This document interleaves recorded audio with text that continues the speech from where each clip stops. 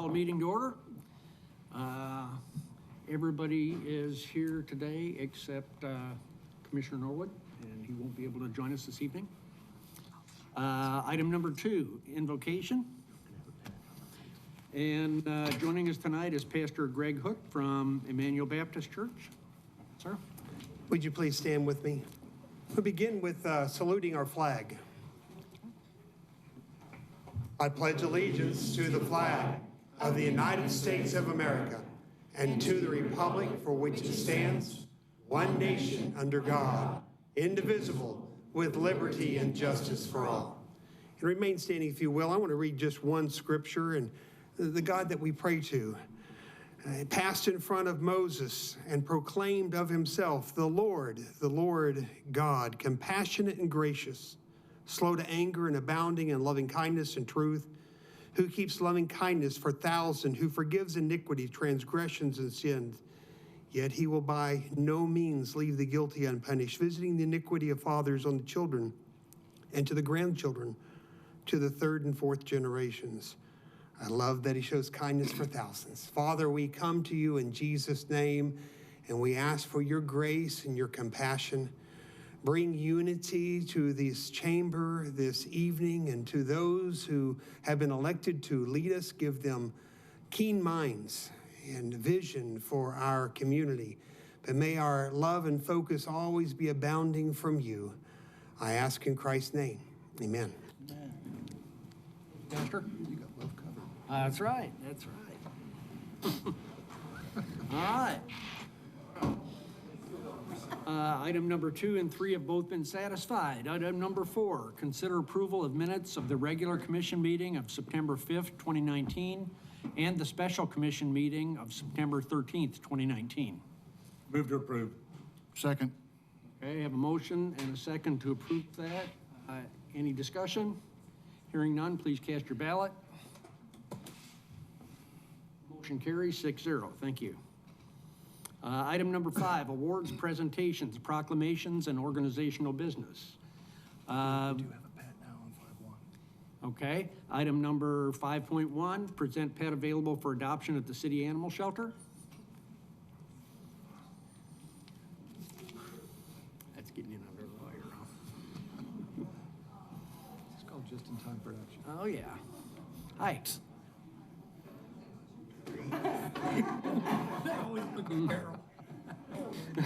That was a dog lover.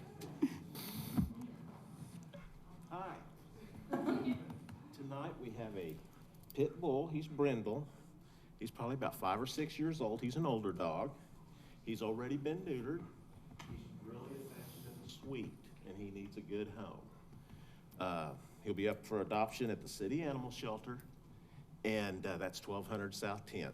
So anybody who would like to adopt him, come out, visit with. His name is Dallas. Thank you. All right. Thank you. What? Change it. Could always change his name. Got to look around. Okay.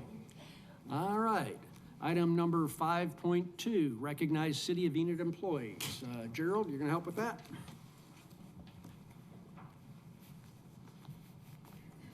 Yes, I want to recognize a couple of employees today. Well, I guess really 3 employees. I want to start with Dan Onosorge. Dan, would you come on up here? Affectionately known as Ono. Come on up. Ono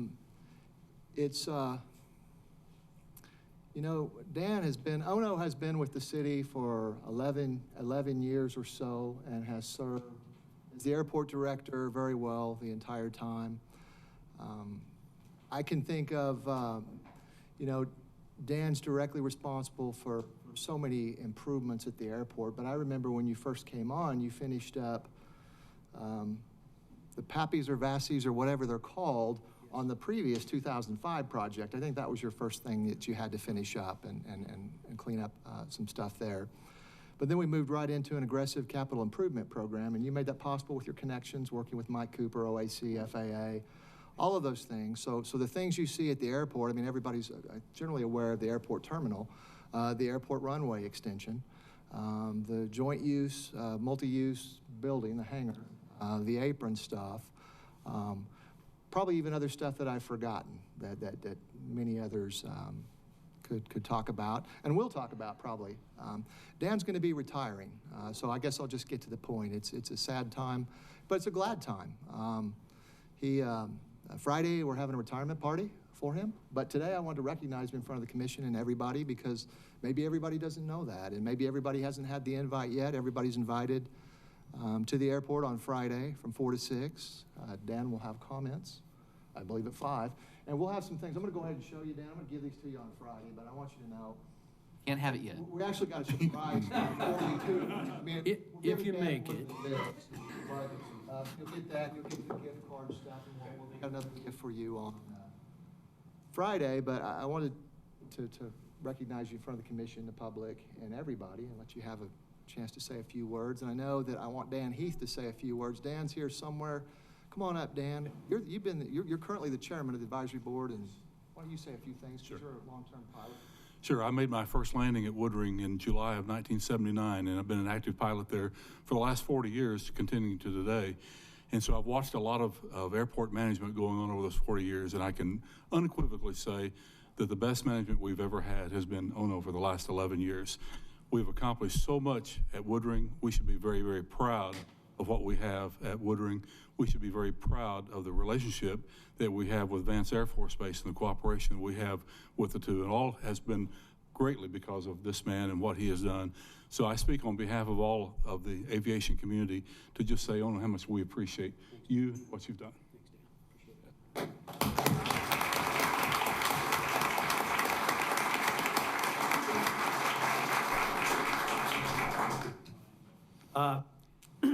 I appreciate that. I appreciate that very much. But there's a lot of people that have been involved in those projects. It's been a team effort. The city manager, the previous city manager, when Eric Benson hired me, he basically said, hey, Ono, you just go out to the airport, do the best you can, do whatever you think needs to be done. You don't need to tell me twice. So it's been a lot of challenges, and I've enjoyed those challenges. Working with the FAA, extending the runway, getting approval for waivers, et cetera. The city council's been behind us all the way, those that are here now and those from the previous groups, the mayors as well.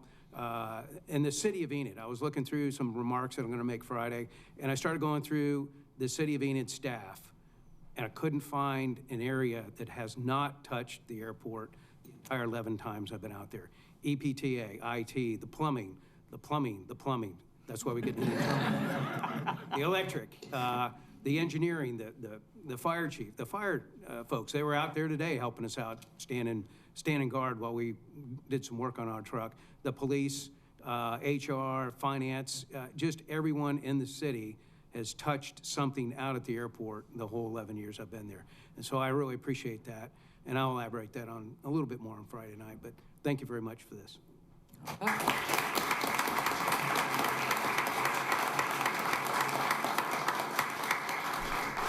I also want to take this opportunity, Deirdre Gurry, would you stand up so that everybody, not everybody knows, well, I say not everybody knows you.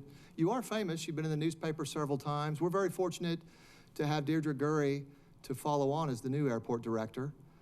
She's a retired Air Force pilot. Her last assignment, squadron commander out at Vance, comes highly recommended by everybody. Multiple master's degrees, mechanical engineering degrees. I look forward to working with you, well qualified, and so we'll be in good hands. But come out Friday for ONO, and Deirdre, we'll all get to know you as we go forward. I also wanted to take this opportunity, Steve Kime. Steve is not with us tonight. He's retiring, and he has specifically said that he didn't want retirement parties, he didn't want gifts, he didn't want anything, but I have to say that I appreciate his contributions. He's been at the city for about 7 years. Notably, he helped organize a PR marketing department and was instrumental with his staff in transitioning when we went from Pegasus to ETN. And so I want to wish Steve well in retirement, and I know there's a lot of folks out there who probably don't even know he's retiring because, again, it's kind of been low-key based on his request. So I will be reaching out to him more in the future. He's still available to us now. If you want to send him any well wishes, those of you in the public that he has touched, you can still send him email, skime@enid.org, and you can still call him. He's retiring October 1st, though. So I wanted to mention that. And with that, that's all the announcements I have. Okay, thank you. All right, item number 6.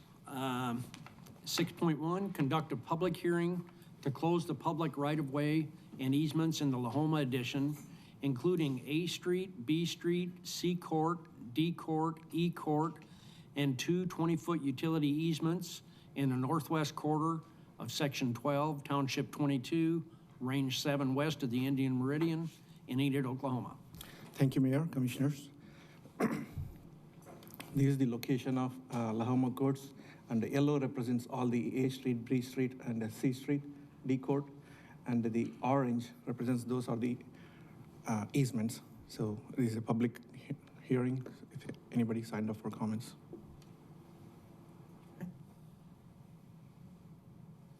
Anybody signed up? Nobody signed up for that one.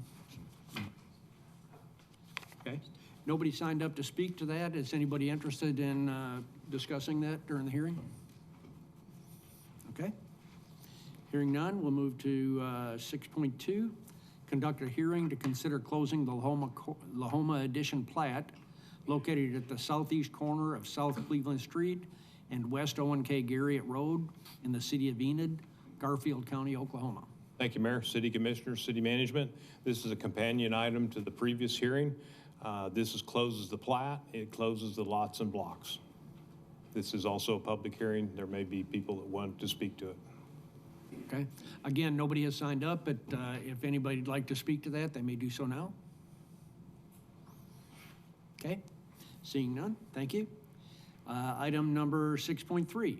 Hold a public hearing on ordinances amending the Enid Municipal Code 2014, Title 11, Zoning, Chapter 7, Commercial Districts, Article D, C3, General Commercial District, Section 11-7D2, District Use Regulations to allow R7 residential multifamily district uses in C3 either as a permitted use or by a use by review, providing for repealer, savings clause, severability, and codification. This is the public opportunity to speak to either one of the ordinances. Okay? Again, there wasn't anybody specifically signed up to talk to that, but if anybody would like to, please let me know. Okay? Hearing none, we will move on. Thank you. Item number 7, administration. Item number 7.1, consider an ordinance to close the public right-of-way and easements in the Lahoma addition, including A Street, B Street, C Court, D Court, E Court, and 2 20-foot utility easements in the northwest quarter of Section 13, Township 22, Range 7, west of the Indian Meridian in Enid, Oklahoma. Thank you, Move to Mayor. approve. Second.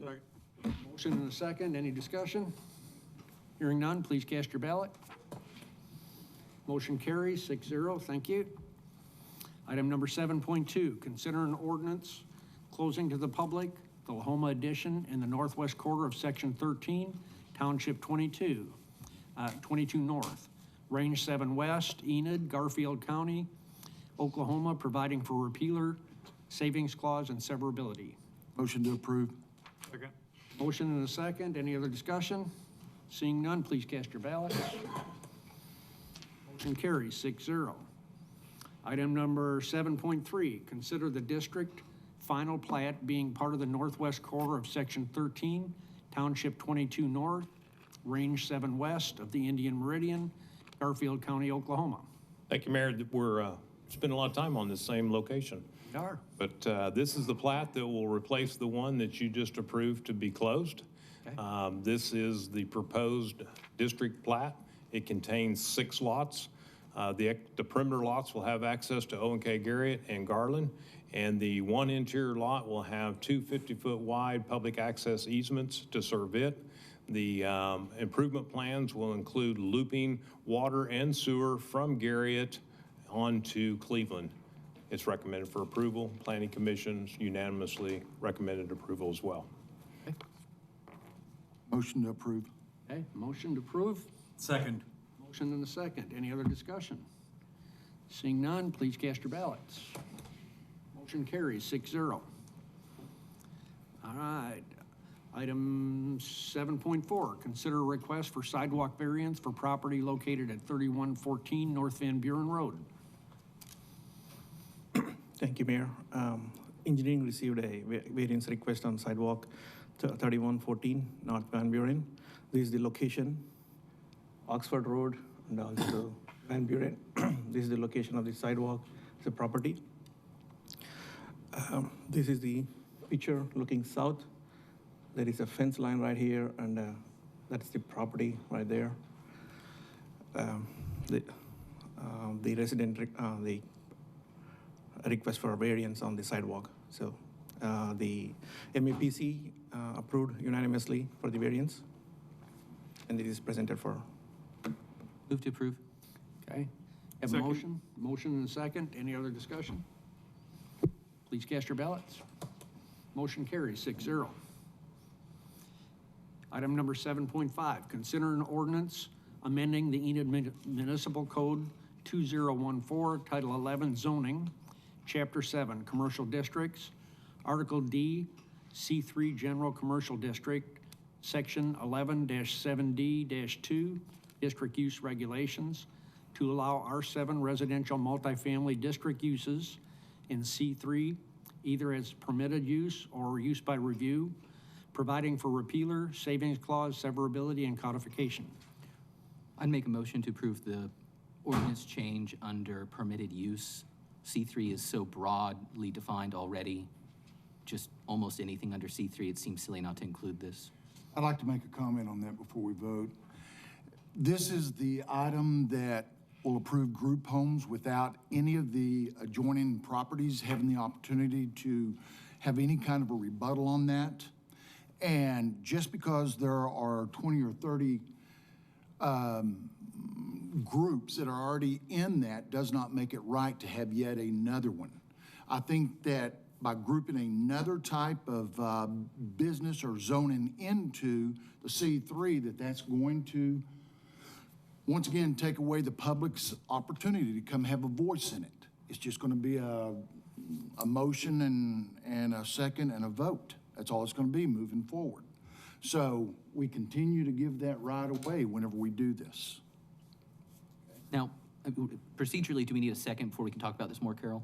Yes. Is there a second for that motion? Was there a second? That's the first question. I didn't hear one. Huh? No, there was not. I'll second it. Okay. I mean, We here, have I mean, David, the response that, looking at this list of other uses, I mean, hotels, motels, banks, bowling alleys, billiard halls, car washes, electrical shops, food processing, furniture stores, kennels, medical facilities, all that is allowed. We have. Are you suggesting, Ben, that we take some of those out? No, what I'm saying is that we have designated in our comp plan that we want mixed use, we want higher density use, and in this instance, in light of everything else that can be done in C3, prohibiting group homes, I don't understand the rationale. I'm not opposed to mixed use, have no problem with that at all. I just don't think that the adjoining property owners, that we should vote away their opportunity to be notified of what's going to go in there. Now, I mean, just to be fair, when we do rezonings, anybody could show up to one of these meetings and sign up to speak, regardless. They can speak at the end. Well, no, they could sign up on the agenda item. If I'm a property owner, an I adjacent understand, but property they owner. will not be notified. They will not be notified. Sure. No, that's right. I don't think that we're really taking away anybody's, if they're aware of it. But again, the Then what would be the problem of going ahead and just leaving it like it is and just allowing them to just notify them? I just don't want to put up a Notify them and barrier let in them front of. come have a voice. I That's all I'm saying. I don't think we need an artificial barrier in front of group homes when there's no similar barrier in front of this other long laundry list, just within C3. C3 being largely the broadest use of our zoning. I mean, C3 allows damn near anything, so Right, it's. I mean, right now, you can put a dog kennel there. And what we're saying is that we want to have a discussion about putting a group home. No discussion about the dog kennel. We can have 20, 30 dogs there barking and doing whatever, but we want to have a discussion. I'm not saying that having a dog kennel there is the right thing either. That's But we've already on there. But we're there, we're at precedent, and that's what we've established at this particular point. Carol? I just want to make clear that a group home is specifically defined, and we're not really talking about a group home, because a group home has a very specific definition, and we already allow group homes limited in density to 20 residents, not including staff, in C3. Group home is for the developmentally disabled. So then what is it then that Hope Outreach is wanting to put there? How would that be? Okay, the developmentally disabled persons that have become disabled prior to their 19th birthday. Very specific use that is different. What Hope Outreach is thinking about and what this would allow are boarding houses or rooming houses, and the particular population they were considering is people that have spent all their time that they are required to in jail and would be coming and want to live in a supervised setting. But that is not a group home under state law. That's a technical point. I just don't want. Words matter. Yeah, words matter. Okay, all right, and I stand corrected. However, I still don't think that the public should have to give up their right to be notified and then have a voice to come right up here and have, and I might also point out, Carol, what was the vote that MAPC when this comes? Absolutely, they don't want to have either a permitted use, they don't want this as a permitted use, and they don't want this to have, to be a use by review. And I'm not disputing your argument. I just wanted to make clear, just in case there are people watching, that group home is a specific thing, and it is protected already by our ordinances. Okay. Well, All right. there's a motion and a second. Yeah, and we have maybe a we motion. can always review one of the other ordinances, but I really think that with the laundry list, with C3 being the broad one, with already allowing motels, if I call a boarding house a motel, I could do it anyway. But you know, it's- MAPC voted 9-0 to leave it just like it is. I disagree with the MAPC sometimes. And that's one of those, but MAPC's also standard review is different than ours. We get to change ordinances, and they don't.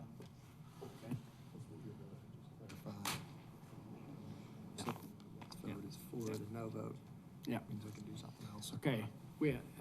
Could you repeat your motion? Motion to adopt the draft ordinance change allowing boarding houses as a permitted use under C3. Okay. Yeah? That was the motion. There was a second to that motion. Is there any other discussion? Okay. Hearing none, all in favor, vote aye.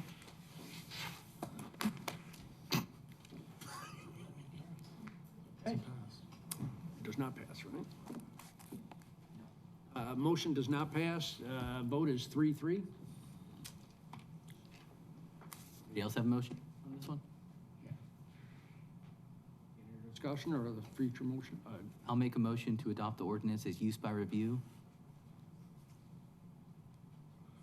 Okay. Second. Thank you, Jerry. We have a motion and a second. Any other discussion about that? Okay, please cast your ballot. Motion carries 6-0. Thank you. Okay, item number 7.6, approve extension of agreement between the City of Enid and artist Romy F. Owens to assist in the creation and placement of Under Her Wing, an public places project to extend the completion deadline to July 1st, 2020. Before we get started, let me mention that we've got quite a few people that would like to talk to this. And we put on the sign-up sheet that we're limited to 2 minutes tonight. What I would ask is if somebody in front of you, we'll go in order, but if somebody in front of you has adequately expressed your opinion, and you don't need to speak again when I call, you can just mention that, and then we'll make sure that if you want a chance to talk, you can. But if somebody's already covered everything that you wanted to say, that's your opportunity to say me too, and we'll move on to the next. So in the interest of everybody else's time, that's why I'd like to carry that out. All right. Before we do that, Yeah. Romy's here and I Yeah. think has just a little bit of information. Can we hear from Romy first? Sure, yes, please. Thank you for giving me the opportunity to speak this evening. I've created this infographic that gives the complete timeline. There seems to be some confusion about the cause for delays, and I wanted to make sure that a comprehensive timeline from the beginning through what would be August is presented. I realize that this has taken longer than anyone expected, and I'm truly sorry for that. In no way would I ever intend to embarrass the city of Enid by taking too long with an art project, but I'm doing everything I can to be fastidious about it. In fact, we've changed our schedule, our sequence of events for the remaining items to make sure that we are able to execute things more quickly. If you've driven past, you see the concrete has been staked, the path has been staked, and we will start concrete, weather permitting, this week. And the cable, which I think many people, many Enid residents saw me working on for the better part of a month. I heard the comments that it was taking too long, so I've worked diligently. I've got a volunteer crew coming in from Oklahoma City that will put in the cable once the concrete is cured. That will go much faster than if I'm doing it by myself. And then it's signage and seating. Landscaping will happen during the concrete cure time. And again, the grasses will happen in the spring because they can't happen this fall. I'm happy to answer any questions that you have. I realize that this has been a widely discussed topic, and I look forward to hearing what people in the audience have to say as briefly and succinctly as they can. Is this timeline on your website where folks can? It is. The website is at the top of that. It's romeowens.com/24 September 2019, which is today. And it'll remain there, so you can go for further review if you'd like. I realize, like, looking at it on that screen, it would be very difficult to process all of that, but it covers everything from money raised, money spent. I realize there was a little bit of concern that the fundraising was the reason for delays. I assure you it wasn't. You can see through that timeline from the beginning to the end, I've always had enough money to pay for every single thing that's happened. The next is the activity that happened on site from when steel was delayed, when steel was delivered to Tulsa, when steel arrived on site, how long it took for Kleinstein to erect that steel. All of those things, including the amount of rain we received this spring, is on there. And then the other components that I've added to this are my community involvement. I think it's worth a little self-advocacy here. Like, not only have I been working on this project, I've been talking about this project, and I've spoken to dozens of groups in Enid and in Tulsa and in Oklahoma City and in Tonkawa, advocating for public art in Enid and why this is important. And I think my community involvement is key here, and part of the reason why I was able to have 800 donors who support this project. And then the last thing is my accountability, because my accountability was brought into question at the study session, and I think it's important to recognize, like, I came to 6 study sessions. I've reported consistently. I've been in the Enid News and Eagle 28 times. 28 times. Like, there's been a lot of eyes on this project, and there's been a lot of accountability, and I field that in person, and I field it in groups. And then I've got some bullet points there that I think are just important, like, the land hasn't been donated to me. I don't get to keep the land. This is not my land. I'm making this land useful. It was never useful as a Bermuda grass strip. I'm making it environmentally responsible, and I'm giving it an action that will bring people to Enid, and I think that that's really worth acknowledging. Good. Any questions? Questions from commissioners? What's your projection completed date? Rather than going to the website, when do you project to be finished with the project as calling it done? June 30th, 2020. All right. Thank you. All right. Any others? I mean, like, that's my deadline's July 1st. It'll be finished before then, but there have been unforeseeable challenges, and I think everything will go smoothly. And I've been proven wrong time and time again. So we'll be finished by the deadline. I mean, I've got a question. Have you by chance kept a spreadsheet on the $250,000, 257,000, whatever it is? Is there a spreadsheet that's Of course. available for every expense? Oh, I mean, I could create that. I don't know that past the 24,000 that I received from the city, that I need to be accountable to the public for the rest of it. The reason I asked that, I've probably been asked 10 times from some of your donors, what happened to that money? And I don't know that answer. It's interesting those donors wouldn't ask me. I would think that moving forward, it would be very beneficial if there was more transparency on that. At the study session, I think you'll remember that I provided a very comprehensive budget with every It was an breakdown.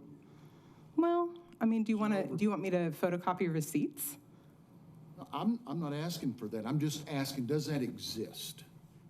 I have not been keeping a thorough spreadsheet. To create that overview that I presented at the study session, I went back through bank statements and figured out what my expenses had been.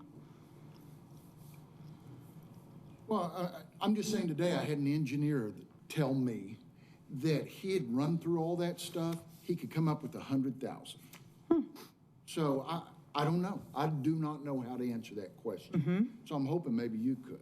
Well, the first thing I would say is I have been remarkably accessible, and if there are people who have questions, I am an open book and happy to sit down in person or have a phone call or exchange emails with But more unable to transparency. provide a spreadsheet. Is that what I'm hearing? If someone needed me to make a spreadsheet of every single expense, sure, I would take time away from the work that I'm doing on this project to provide that information to somebody. I mean, if a donor should have the right to see, right? Yeah. That's all I'm asking. Yeah, I have communicated with my donors with over 40 updates through GoFundMe, through websites, through Facebook. But yes, if a donor wants to see a spreadsheet of the breakdown and can't understand how this project has been so expensive, then I'm happy to elaborate. You realize the entire city of Enid is a donor, correct? Sure. Okay. So anybody should be able to ask that question, and And if anybody asked me that question, I would answer it. it's been asked. Well, and it's on my website. The breakdown of, Yeah, it still exists there. Dana, if you want to pull it up, I'm happy to give you that address. It's romeoowens.com, 20 August 2019. It's the same information I presented at the study session with the overview. That does show a breakdown of $58,000 in electrician and lighting, steel installation of $51,000, That's all $51,180. summary, but that's not a Steel. spreadsheet. Steel of, I mean, David, we're, at some point, it's a pretty fine distinction here. This is down to the dollar on the insurance costs, the cable costs, the steel costs. Do you want to know the steel And supply? I'm just saying, I'm being approached. I am being asked that question. No, I understand you're being asked the question. I'm So- saying that's the answer. So I think that, I mean, we could take that and turn it into a 2-column spreadsheet, expense, cost, and it would be the same piece of information that's there. And I if think there's that would anybody be who's, great. I think that would be wonderful. but it's literally right there. okay, so I guess so everything that's on that expense list that you have right there, all of that's been purchased at this point, correct? No, the things that haven't been purchased are the bike rack. The concrete has not been paid for the sidewalk because that won't be paid until the concrete is poured. The sidewalk finishing, the copperhead coatings hasn't been paid yet. And then I feel like there was one other, I haven't paid So for signage yet. This is an estimated cost is what it is that you have. Those are the three things that have asterisks next to them: signage, seating, bike rack. Those are they're budgeted amounts for those items. Are they from bids or They're from research. Yeah, talking to suppliers? yeah.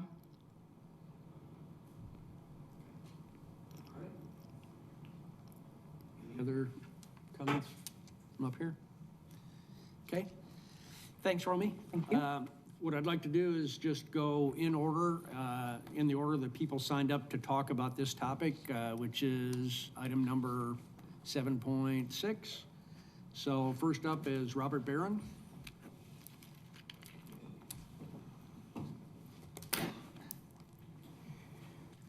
Mayor, Commissioners, it's a privilege to be here. For a long time, I sat over there where Michael is sitting and watched you debate and struggle with other issues. I'm here tonight on behalf of the Downtown Art Project. I remember when it was first being considered, I took Commissioner Waddell to lunch to try and talk him into voting for it, but he's tough. He's a tough guy. Art is important. I just want to talk about art in general for a minute. It's important to a community and public art because it increases, studies have shown that it increases people's feelings of inclusion in the community and community pride. And if anybody's been on Facebook lately, you know that we need community pride, not only in Enid, but everywhere in this country today. It's pleasing. People look at it and it's relaxing. It takes away from some of the stress that we're all under these days. And I just think it's a really valuable thing, public art. I can see people coming from other towns to look at it. If that's something that I might go to Ponca City or Oklahoma City for. I've been down to the Oklahoma City Museum several times. And so I really think that as an overall expression of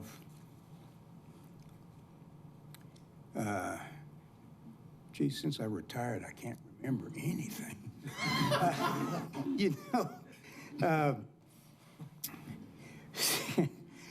I think our overall feeling of just inclusiveness and it's a pleasurable sight to go by and see a nice artwork, and I think people in Enid will be interested in that, and I think it will show benefits other than like dollars and cents.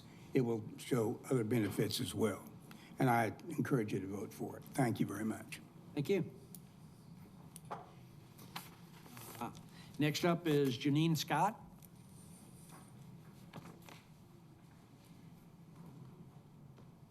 Good evening. I want to talk to you tonight about why I support Under Her Wings Was the Universe, as well as all the public art that we're developing and growing. I also think art does many things. It reminds us who we are, it inspires us, brings joy through beauty, it makes us think. Public art is no different. From the hawks making lazy circles in the sky to the vivid monarch reminding us that we're an integral part of the migratory path, the steel cattle reminding us of our past. It is these unique touches that help define home. Now we're close to seeing another larger, unique piece added to this branding, and I want to just tell you why I chose to donate it to it. First, I think it's beautiful. I look forward to the days when I can sit beneath the wing and gaze up at the stars. I went to college in Atlanta and I met people from all over the country. And when I described our place, I talked about the sunsets and I talked about the stars. We're in big sky country where we can easily escape to a place with no lights and have the beauty of the beauty of the night sky that millions of Americans can't have. 20 years later, my friends from Atlanta still talk about coming to visit me and looking at the night sky. So I do think that this is a uniquely Oklahoman project. I also fell in love with the project because of the story.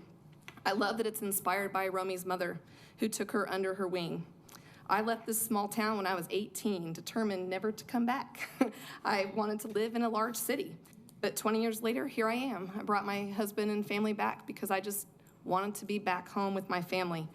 I fell in love with this town all over again. I mean, I lived in Atlanta. I had Target. I had endless retail, endless restaurants. But I choose Enid every day because of the people. And in this project, our loved ones' names are woven into the stars.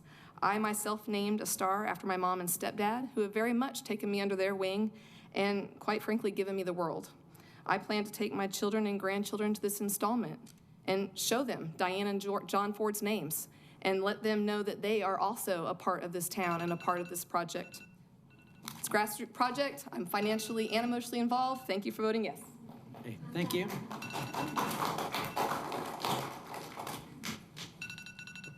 Stop.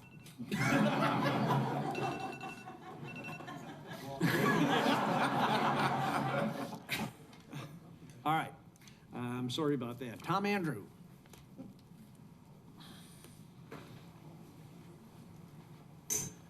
Hello, Commissioners. I'm Tom Andrew. Can we say our address still? 2015 Comanche Trail. Yep. I just want to, as a downtown property owner and business owner, my business is actually directly across the street from the project. And we are incredibly excited about the prospect of it happening, of what it's doing to an area that just was mowed grass and nothing else happening to it. An area where nothing else can really go into besides what is being done. And I know the purpose of the vote tonight and is not necessarily to argue the merits of the project, which I certainly support and believe in. It's to discuss whether or not she deserves the extension of the time to do it. We're not arguing the project, we're arguing the extension. And while it certainly has gone over the time frame that she gave and that you thought, she's not hindered the city in any way with that project. She's not taken up any extra space that the city was wanting to use for anything else. She hasn't blocked any streets getting to the high school or anything that's been done for a while. I guess that's the St. Mary's guy, not Integris.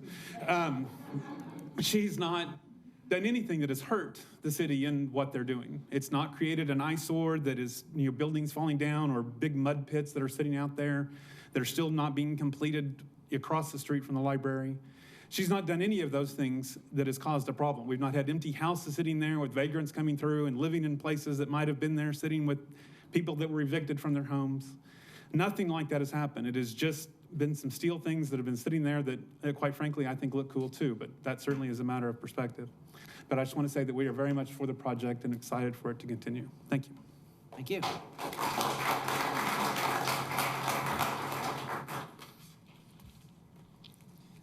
Okay, next up, Crystal Brewer.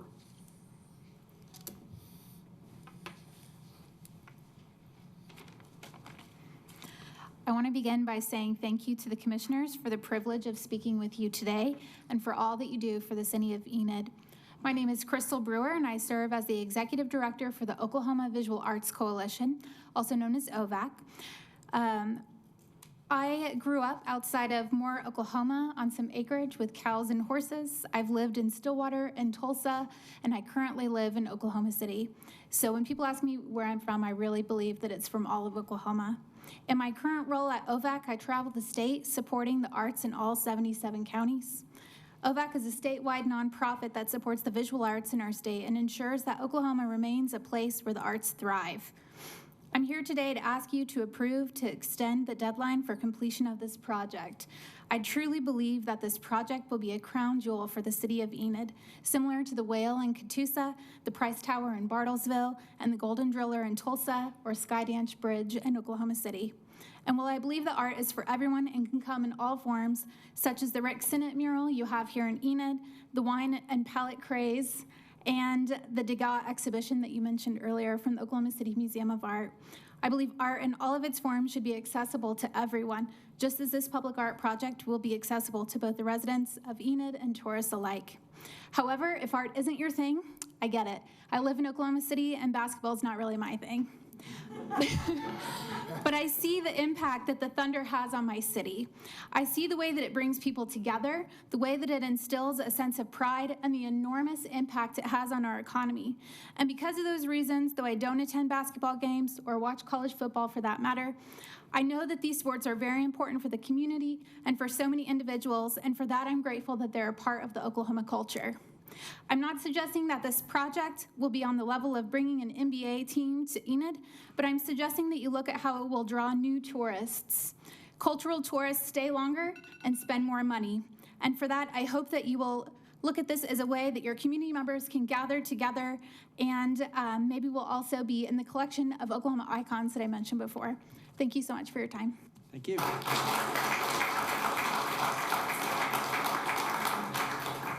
Lindy Northcutt.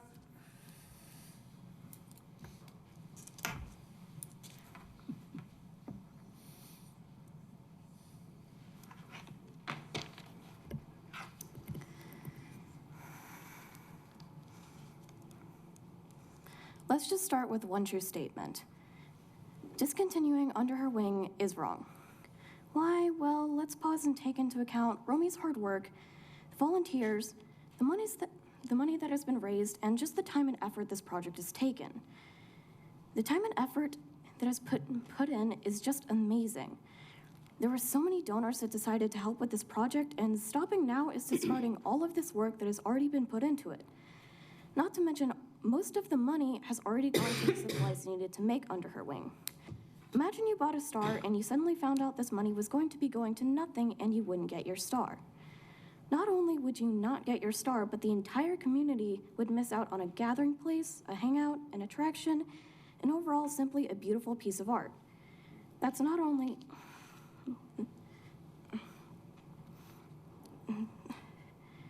That's not how this should work. There was so much hard work put into this by Romy and the volunteers. They took time out of their schedules and decided that I want to help with this public piece of art. But discontinuing Under Her Wing is not right. And if I, a child, need to come and stand up for this, that is not okay. It comes to the point where a child needs to stand up and say so. That should not be necessary, no matter how many times I have to say it. Even if you think it's hideous, you don't... That does not mean that you can just quit on it. Yes, we had to stop earlier in the summer because of the rain, but they had to stop building the add-on to the high school, and they're not going to tear it down. So why do you feel that they need to discontinue this sculpture? This is a public piece of art that the people decided they wanted, and you're going to quit all progress on Under Her Wing? This is not right, this is not just, this is not what we need to waste our time on, and this is not okay, and it never should be.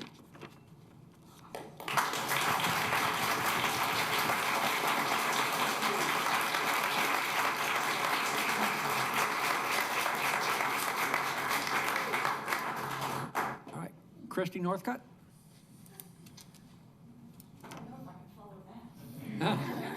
Can't. Well, good evening. I'm Christy Northcutt. I'm Ward 6. I'm the mother of Lindy.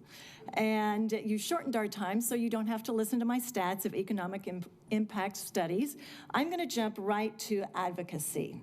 Advocacy, by definition, is public support for a particular cause or policy. I believe all of you chose to run for your commissioner positions because you wanted to advocate for Enid, Oklahoma. You have ideals for bringing our community together to increase our quality of life while building a stronger economic environment. I thank you for stepping up for this job. It's not always an easy one. You're in a unique position that you get to shape the future of our city. As an advocate for Enid, you're a campaigner, a defender, a promoter, and a supporter. I'd like you each to take a moment and to privately consider if you truly are a campaigner for Enid. Are you a defender of Enid, a promoter of Enid, a supporter of Enid? Or are you causing discord in Enid? Are you pushing your own agenda?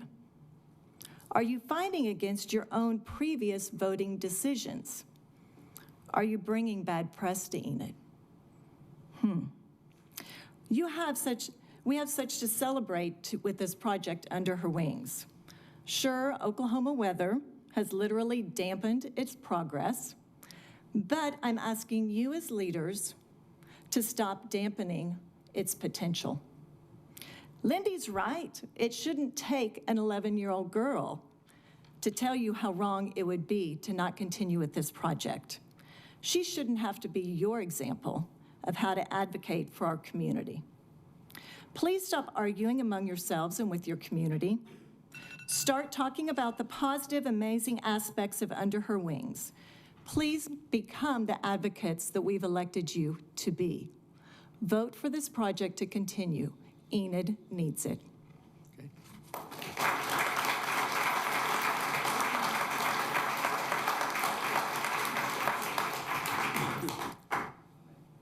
Anthony Popebush?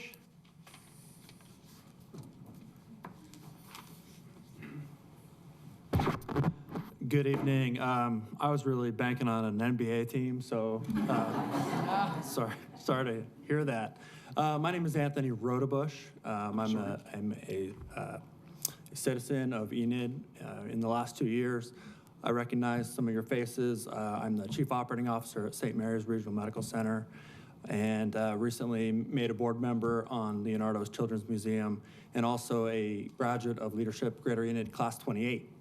As a member of that class, I learned about work-life balance. I learned about quality of living. One of the things we talked about in one of our sessions was the arts and culture in Enid.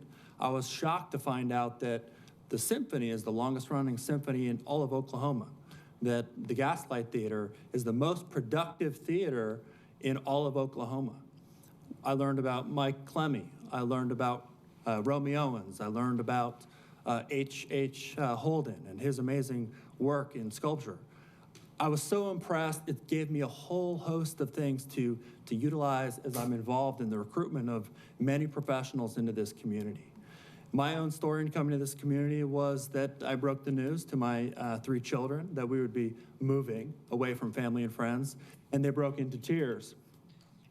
My wife and I were prepared for that, so we brought up pictures of Leonardo's and all the great things that are there. And in just a minute, my daughter, who was so sad, changed her tune and said, "Daddy, can we go tomorrow?" I believe that to the degree that you will support subjects like science, technology, engineering, the arts, and mathematics, Enid will become a great place to live. And you've done such a great job. My family loves it here. I believe this project is very much in line with the legacy that Enid has created for strong families, for science and exploration with O.N.K. Garriott and the universe. My family traveled 2 hours to go to the center of the universe in Tulsa. I think people will come here to see this, and so I encourage you to vote on behalf of the extension for this project. Thank you.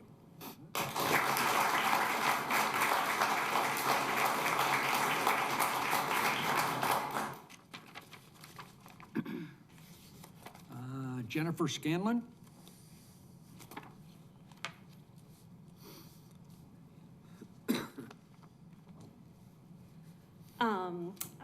I would like to thank the commissioners for hearing my talk, and this is my first trip to Enid, so I can tell you that it does, in fact, that Romy's Project does indeed bring people to Enid. I was very excited to come.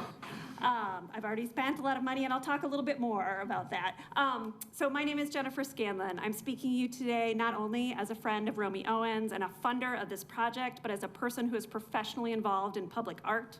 I've been an art museum curator for 18 years, and for the past 3.5 years, I've been the curatorial and exhibitions director at Oklahoma Contemporary in Oklahoma City. In that capacity, I oversee all of our exhibitions, including the large-scale public art projects in Campbell Art Park, a space adjacent to our new building. As an aside here, I would like to mention that since construction began on the new building, we have postponed the opening date 3 times due to the extraordinary amount of rain we have had in the past 18 months.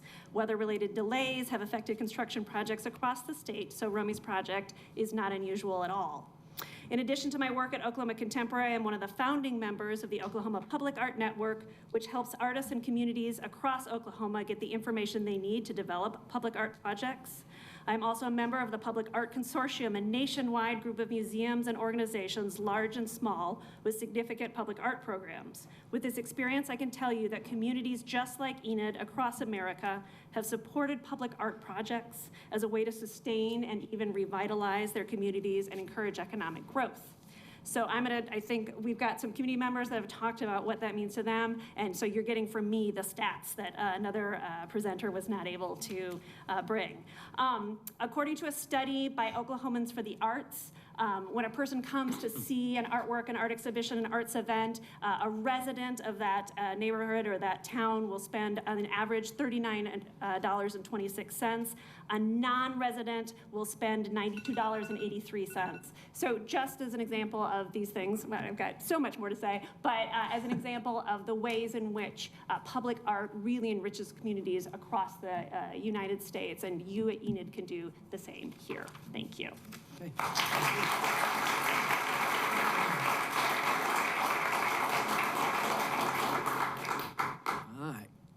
Clint Sutter? Okay, short. I couldn't tell. It's a little close there. Please give your address as well. Yeah, I'm from Oklahoma City. My name is Clint Shore. I'm also an artist, and I'm also pro Under Her Wing, so I'll just surmise what I was going to originally say. Basically, all of you here to serve your community. Romy is doing that by, and Under Her Wing is an example of this. So whether you guys decide to proceed with this, let's not let this be a judgment on Romy and her ability and wanting to serve the community. Also, in short, to add, financial transparency is very important, but to my understanding, the city has only provided $30,000, where Romy has raised the majority of the money herself. So although that transparency is needed and desired, she's been the one that's been lifting the heavy weight here. So. All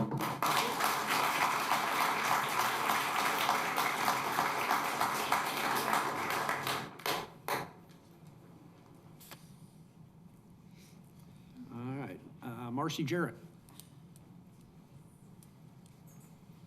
Good evening, Mayor and Commissioners. Thank you for your voluntary leadership of our community and for what you do every day to take care of Enid.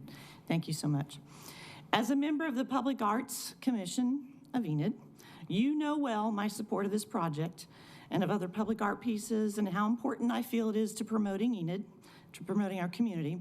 But as we all know, and in other cities across the country, whether it's roads, conference center renovations, public art, or hotels, projects can take longer than we want.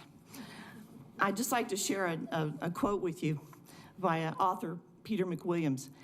When people don't understand that being uncomfortable is part of the process of achievement, they use the discomfort as a reason not to do it.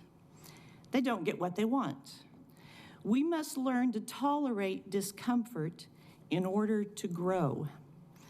My hope is that we all get more comfortable with being uncomfortable as we work together to move Enid forward. Thank you.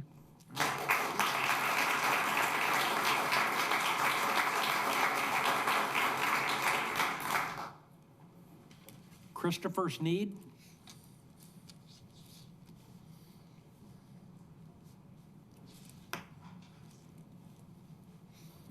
Christopher Sneed, 5318 North Hunters Ridge.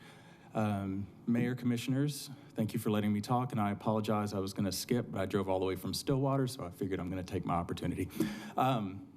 So, for those of you that don't know me, I am a former city employee. I've also been involved in everything from Main Street to going to events to support, volunteering at different organizations, the museum. And I've also tried to do a lot of things myself. I run a film festival here, and I put on some events downtown in the 20 years that I've been involved with Enid. And I am sort of at a loss because leadership to me usually looks like support. And I'm going to be frank, and I don't mean any disrespect to any of you because half of you I don't even know. So it's not like I expect you to come to things that I do. But I will say that one of the things I've noticed in this community is there is a general lack of support, and you probably feel it too from the community in things that you make decisions on. And I think you have the ability to sort of foster support and positivity from the rest of your community by your actions. This is something that's already been voted on, and I'm sort of, I repeat again, at a loss because we have a citizen here who decided to do something for the community. Nothing for herself. This is something she's wanting to add to the community. And personally, if I were someone who had donated money, which I am, I would be a little offended that we're now talking about taking something away that I invested in. If I were a future business owner or a future artist who wanted to put time and effort into the city of Enid, I would think twice about it because of this that's happening right now. It would be one thing to ask to see reports because you're wanting to support I haven't seen that. I've seen questioning, I've seen judgment, and that's not the same thing as supporting your community or supporting Romy in making this happen, making this a success. If there's something you don't like and you think there's a better way to do it, I know for a fact she would be willing to meet with you, as she has with me on many occasions. So I just want you guys to think about those things, and I thank you for your time.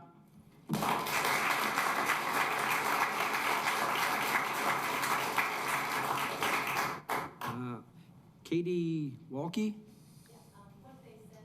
You're good? Okay.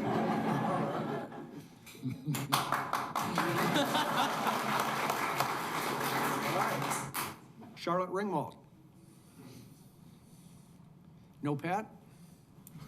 I didn't bring a dog or a cat. I'm very, very sorry. I'm Charlotte Ringwald. I'm the new assistant director for Main Street Enid. I want to express my support for the art project. As a new employee of Main Street Enid and a former employee of the city of Enid and a lifetime resident here in Enid, this is a great opportunity for Enid. We've never had anything like this in Enid before. This is something very special. This town is very special to me, and I think this art project symbolizes the specialness of Enid.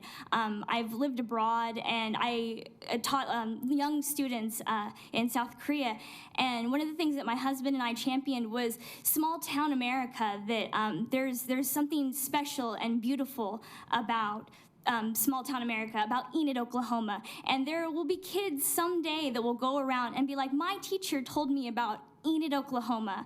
And maybe, you know, something like these art projects and the growth that we have and that we've started in this community will bring those people from around the world and see the special magicalness of Enid that I see and that I've grown up with. And I just want to ask you guys to please support this and to please vote yes for the extension. Thank you very much.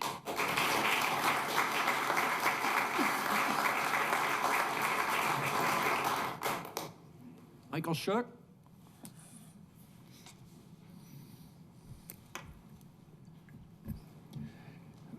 I think all of you know that I've been involved in a lot of complex projects. I am a PACE member. I voted for this, so you all know that I support it.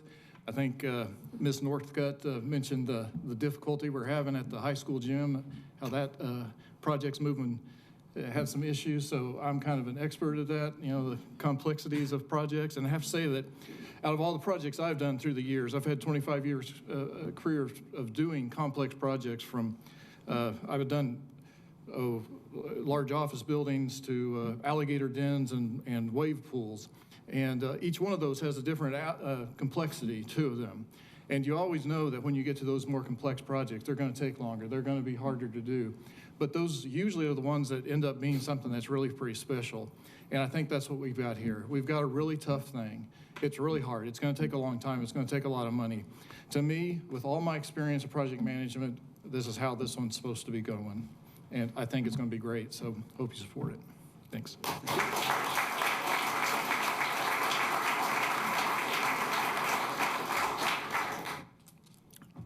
Kelly Tompkins?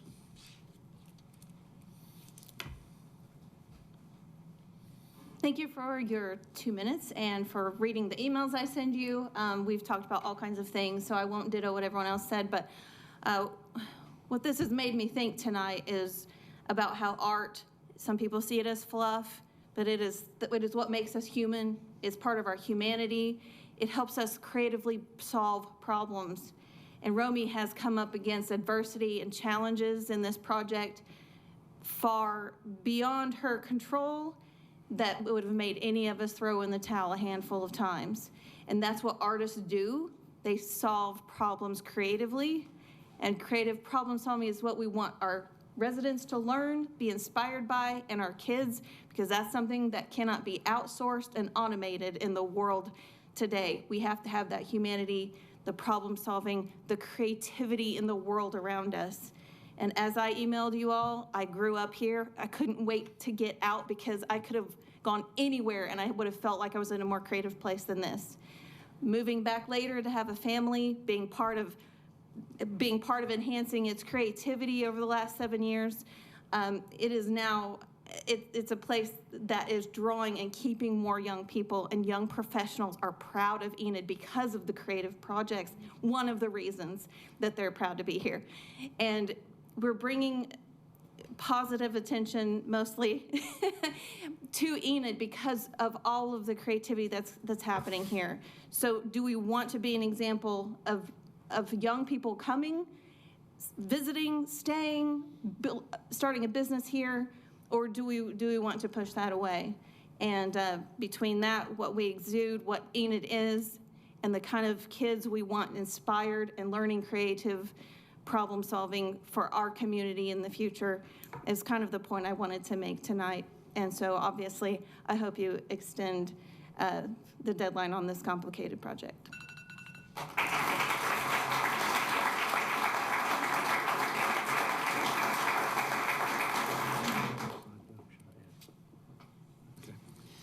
That's all that we had signed up to talk on this topic. Is there any that came in late that wanted to discuss this? You want, okay. Okay, not public comments, but about this issue, right? Correct. Okay. Because I've addressed this issue before a different commission, and that is the fact that Enid is also a city of astronauts. We have two, Greg Curie and Owen Garrett. And when you have an art project like this, you're talking about inspiring young people who we are trying to encourage to pursue STEM curricula in school. This is where math gets beautiful. And any math class that takes a field trip to there will see a parabolic graph in impressive manner. Also linear equations, angles, rises and runs.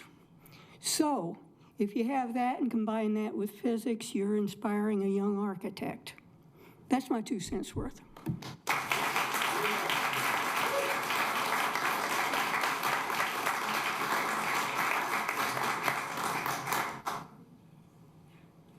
Okay. Briefly, thank you guys all for being here.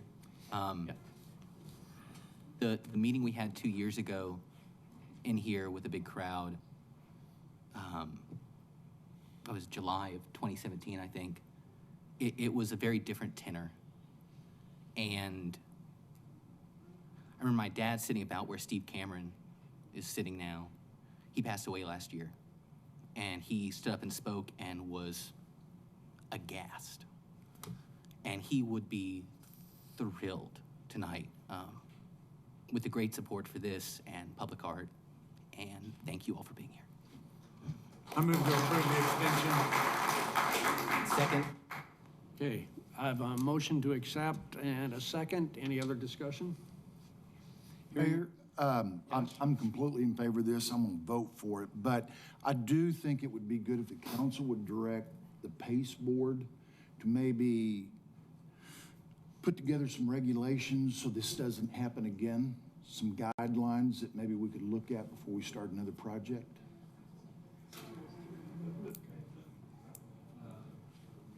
We can certainly work with the PACE committee, and they can come and speak with you. We do have an ordinance, and they meet once a month, so I know they would be glad to. I'm sure Michael Shuck would love to come tell us about, in great detail, some of the options we have when doing big, complicated things. Right, Michael? Thank you. Okay, thanks for your input. I'll say this much. I got a lot of emails, phone calls, pro and against, and I've gotten them consistently over the course of the past 2 years. Some of you don't appreciate my position on this, and I respect that, and I definitely respect your position and where you all are coming from and what you're talking about. And the contribution of art. I grew up in the Puget Sound, just south of Seattle. I know about it. I spent half my time there and the other half in New York City, Brooklyn, Manhattan, some of the greatest art that the United States has to offer. The perspective that I don't have an appreciation for art is just not true. What I would say is that my respect for how public dollars are spent is the perspective that I have to keep a balance with. to be perfectly honest, in terms of the aesthetics of the art, I'm not a huge fan, but that wasn't the point. The point was this: anytime that we take public dollars and we take the dollars of American citizens, that they don't give it, we take it from them. Our responsibility is to be disciplined with it and make sure that we hold account every individual that we give it to. And so with that being said, the conversation that we had that initiated all of this was to simply take into consideration whether or not we are still on the right path. And as guardians of public money, that is constantly going to be our responsibility, regardless of whether or not we press forward or we decide in order to be able to change course. And that's going to always be my position, regardless of whether I win the vote or I lose the vote. The point is to constantly, to be good stewards of the responsibility and the money that we've been given in order to be able to take care of the public good. Period and dot for me. Thank you. I'd like to echo Commissioner Ezell's comments, not only about the people that showed up tonight, but also all the people that have contacted every one of us over this topic. I received more emails in the last, on this topic in the last month than I have on everything from the time I became a commissioner until that time. I mean, that's really how much of a chord that strikes. And to get the community so involved and so behind, whether it's for or against, they're involved in the community. And I really do appreciate that, and I think all of us do. So I thank you all for that. That said, we have a motion to accept and a second. Any other discussion? Hearing none, please cast your ballots. Motion carries.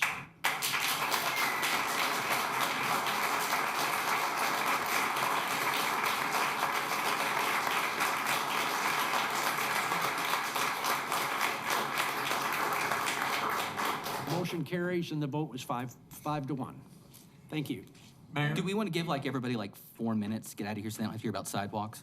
I mean, listen, if you want to stay for sidewalks, great, but. Yeah. Okay. Let them get out of here. Yeah, thanks, Ben. Yeah.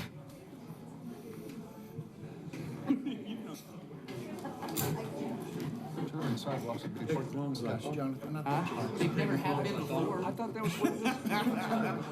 No, I know. This is my dinner because I didn't get a chance to eat, so yeah.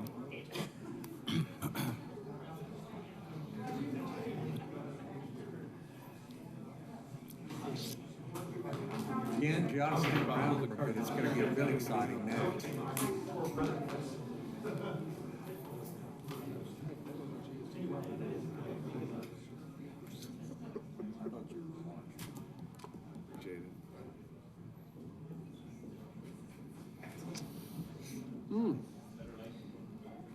Yeah, that's what I thought. Ben, I think you're right. It's a little thinner. Yeah. Funny how that happens. And now All right. to regular government. Item 7.7, consider an ordinance amending the Enid Municipal Code 2014, Title 10, Planning and Development, Chapter 6, Sidewalks, Section 10-6-1, Sidewalks Required, to provide where sidewalks are required within the city and exceptions from the requirement, definitions of ditch in community and residential centers, repeal of the sidewalk development fee, providing for repealer, savings clause, severability, and codification.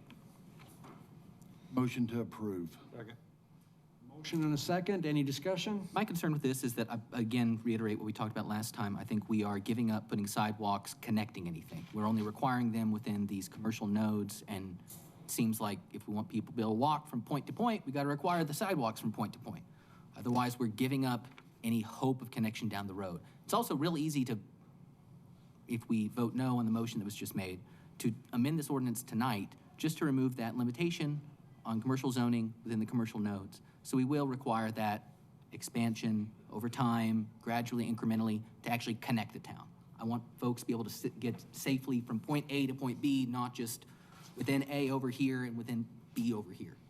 I'd like to reiterate that to the simple, with some of the discussions that we had at OML and some of the meetings, and talked about economic development and what it looked like in order to be able to prepare an environment for not just infill, but new development, one of the things that investors look for is what type of infrastructure that you already have in place. And sidewalks are one of the main things that they look for, definitely well-lit areas in the roads, but sidewalks and walkability to those areas is a very important thing to investors when they look at that. And I looked at this, multiple times, and, I went through 1 through 7, and I think those are great. And I look at 8, and that really is the only aspect of this that has me on the fence in terms of what it is that we would,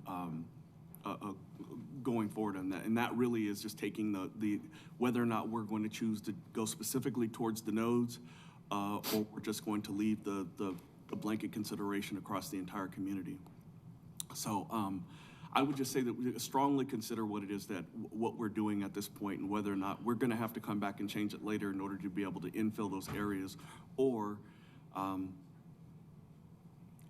I probably, I honestly don't know. This is probably one of the tougher decisions that for me I've had to make on something like this, because this does go directly towards our ability in order to be able to develop our community and the attractiveness of our community to the public as a whole. Any other discussion? I agree with you 100% on that. However, having served, and you have too, on MAPC, yeah, you know how that's gone. That the current policy, the current ordinance is so restrictive that it is causing us to have no sidewalks put in, short of when the city redoes a street. Sure. So my point is, let's target specifically where we want those, where we think those destination areas are.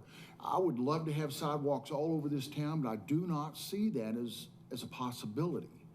And we can always come back if we're still given variances after this, but let's try this and see a year from now if this is better, Ben, than what David, it is right now. Because right now it's nothing. But that logically, okay, 2 points. One, first of all, we don't have to grant variances. We have a brand new commission here. Bill's sitting on the audience now, so he can't vote for every variance. Miss you, Bill. And we don't have to vote for every variance. We can keep the ordinance just like it is now. It's this body that is allowing all the variance. It's not the ordinance. This body does it. 4 votes, yay or nay. And to think that we get more sidewalks by being less restrictive, by requiring fewer sidewalks, it's nonsensical. If we are requiring fewer sidewalks in the ordinance, how do we get more sidewalks, David? Because I personally think that if it is on that red line moving forward, I will not vote for a variance. Short of, I've learned not to ever say ever or never, but short of going across a drainage area where there has to be engineering, some of those issues that come up that throws a normal sidewalk into a project, a huge project. But, and I understand what you're saying, I do, but I think it's just going to be easier for us to do that if we specifically target where we want those. And when we have those all filled in, I'm all about expanding that out. Let's add another however many blocks to it then.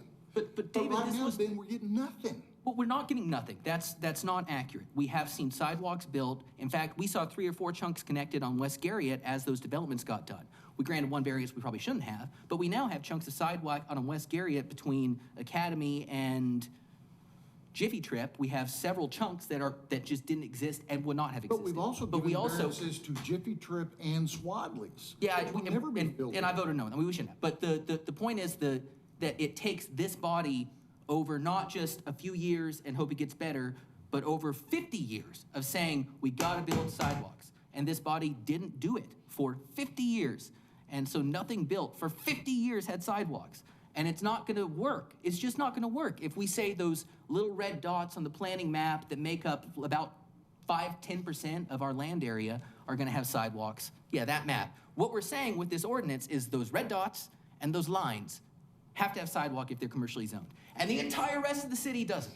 And I'm happy to exclude the industrial stuff. I'm happy to exclude all the 1 through 7 changes to make this more workable. But to say that we get to exclude 95% of the city area and we're going to have more sidewalks just doesn't make sense. If we want more sidewalks, then 4 of us need to say, build a sidewalk every time.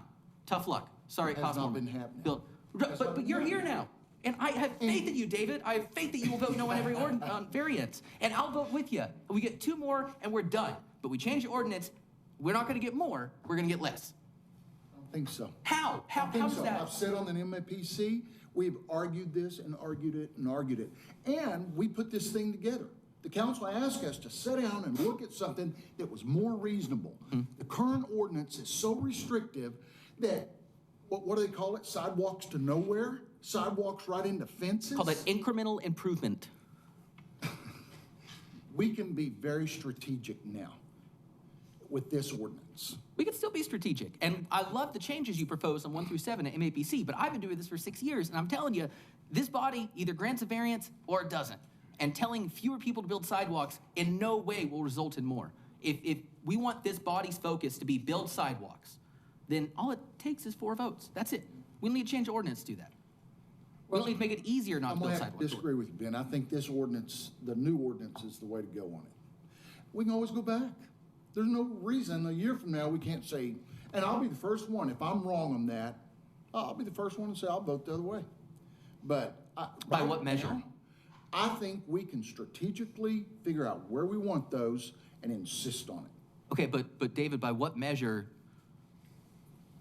Because I want to hold you to it in a year, if we're still here. I mean, the idea that by telling people,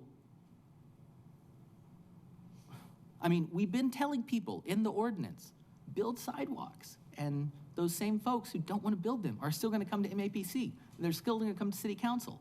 And no matter what the ordinance says, if they don't want to do it, they're going to try to get 4 votes yes or no. And changing the ordinance and expecting something different it's just unrealistic. All it takes is this body. It all stops here regardless of what the ordinance says. There'll always be variances.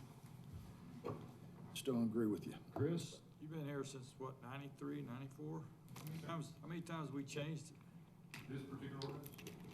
I think it's version 7. I feel like it's been a dozen since I've been here. Change again. Right, but it's a lot harder to, I mean, Rob, part of what I'm concerned about is you guys 20 years ago weren't making anybody build sidewalks, and we're trying to get there. But what we sat down with 5 years ago, we said, listen, this is gonna take time. This isn't gonna happen immediately.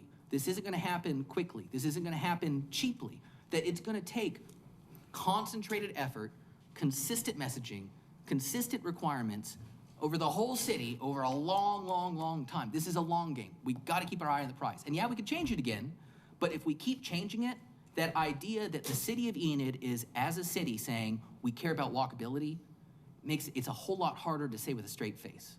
You know what we've got to think about is the city builds sidewalks.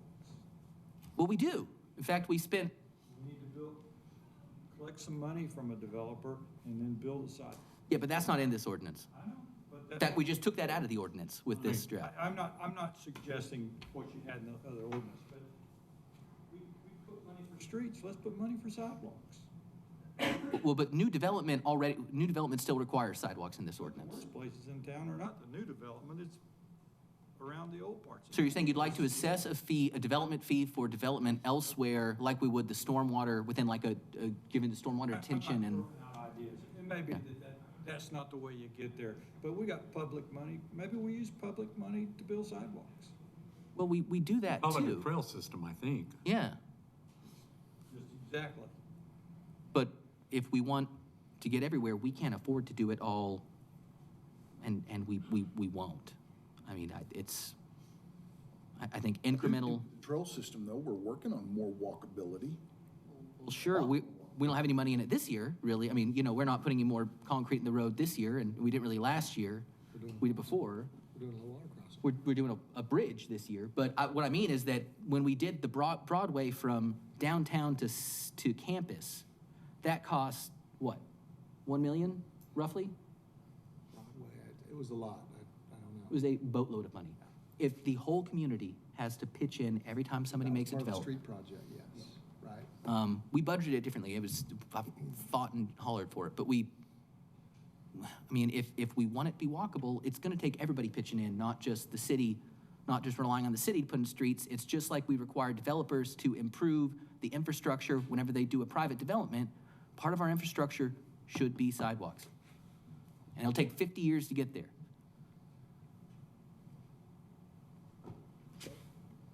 Any other discussion? Okay, I think we've already got a motion and a second. Please cast your ballots.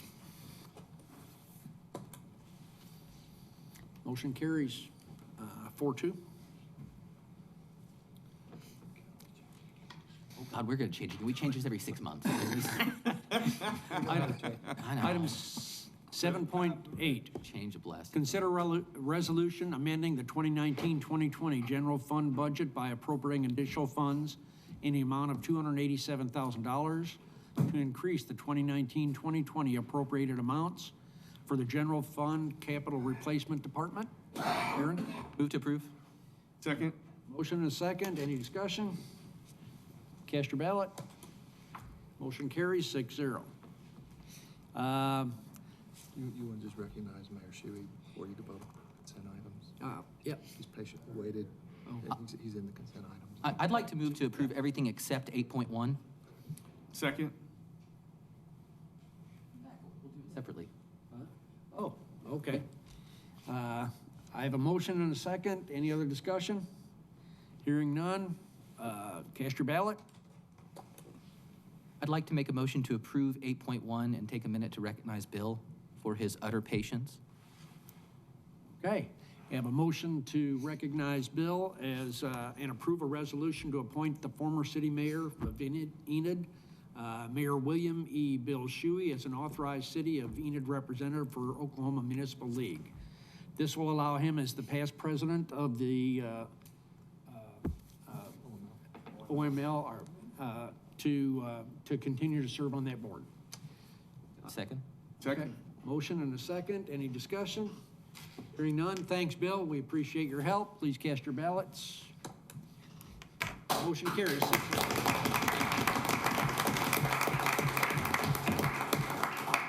Thanks, Bill. Yeah, thanks, Ben. Appreciate it.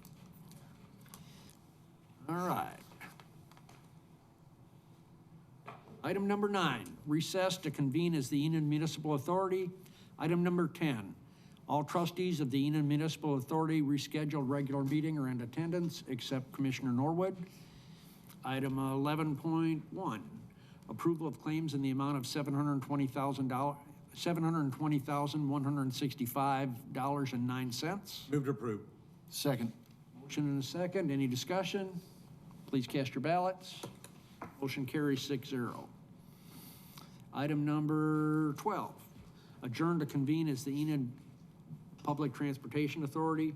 Item number 13, trustees of the Enid Public Transportation Authority rescheduled regular meeting are all in attendance except Commissioner Norwood. Item number 14, Enid Public Transportation Authority rescheduled meeting is in session.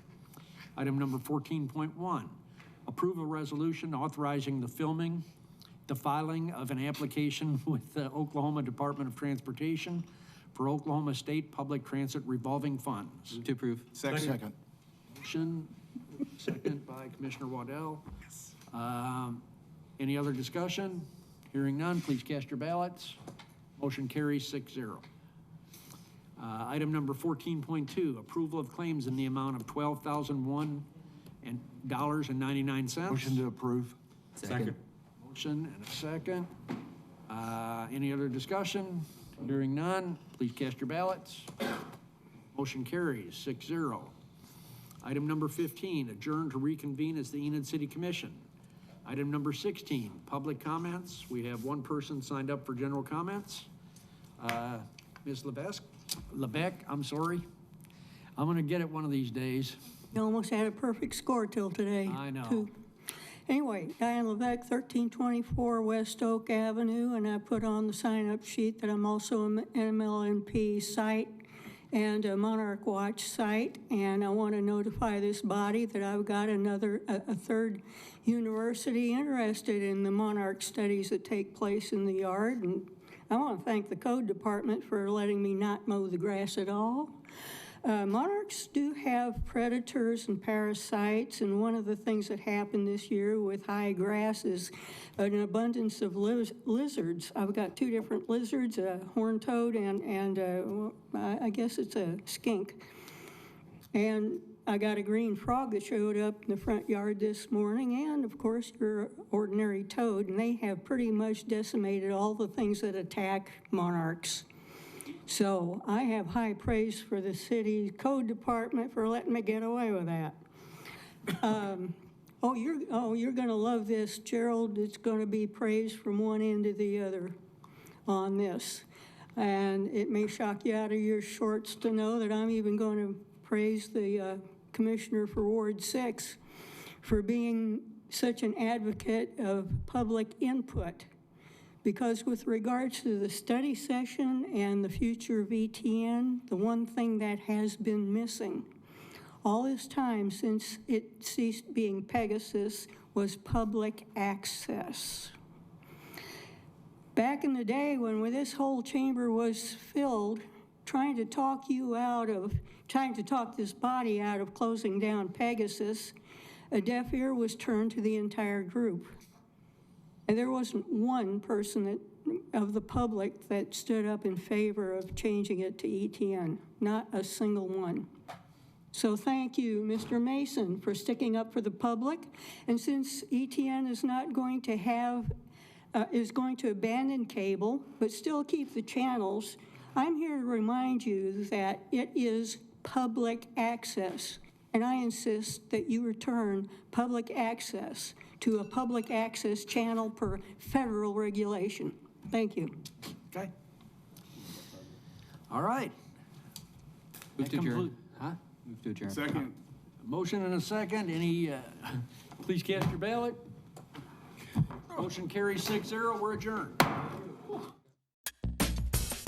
Thank you for watching the Enid Television Network broadcast of the Enid City Council meeting. Replays of the meeting will air on Channel 12 and 112, including a live stream of the meeting at enidtv.org.